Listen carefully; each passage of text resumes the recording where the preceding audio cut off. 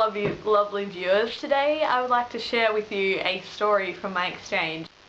Before I went on exchange, we had a sort of induction preparations sort of session, and we were talking about how there's going to be cultural differences in the country that we're going to, and how we might not understand things about them and they might not understand things about us, and how sometimes you won't get a chance to explain it, or you just have to accept that things are a certain way.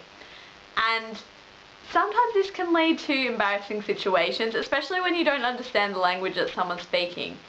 Exhibit A. So I was riding my bike and was riding down the hill from where our student accommodation was, and I was carrying a ball gown in a sort of one of those zip-up plastic things that you use to protect them. And it also had a bra in there.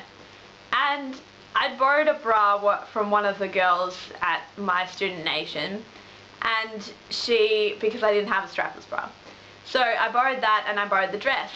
And I was riding along and some guy was walking past me and said something in Swedish, and I didn't know what he said, but I figured that I'd dropped something.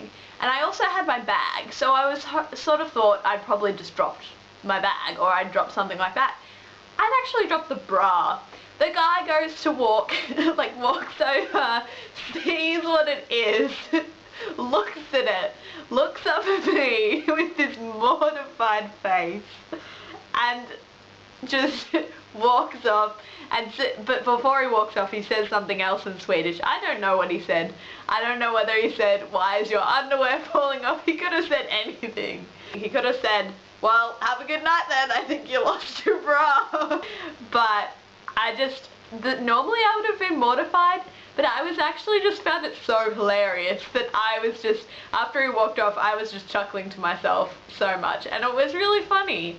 And I think that's something that I learned on exchange, was how to see the funny side of things and not be mortified or embarrassed. I mean, surely you can be mortified, you can be a bit embarrassed, but you learn a little bit how to just chuckle at yourself, and it's an important skill to laugh at yourself. One time I went into my choir practice and I was,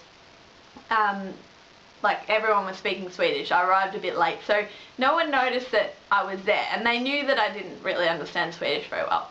But I felt really embarrassed about it, and I didn't want to sell anyone. So I just kind of went with it, and I was like, I've been in a choir before, I kind of know what's going on, it'll be alright. And then I saw someone across the room actually put their hand up and said, I think we should be speaking in English, because they caught my eye and they knew that I didn't understand Swedish very well. And the guy that ran the choir actually stopped and said, do we need to speak English? Does anyone need us to speak English? And I just sat there, I didn't say anything. I was like, you know what, it'll be fine, just pretend that let this blow over.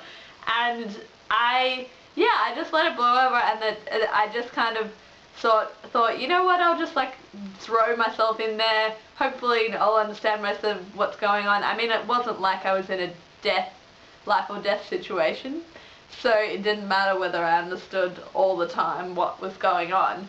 And I think that was a good way to learn things. I mean, I had to say, okay, when they were announcing things about next week and what you had to bring and stuff like that, I definitely asked them to speak English, but for the rest of the time I could really understand what they were saying for the most part. So I guess you have to, just learn that you don't have to understand what's going on all the time.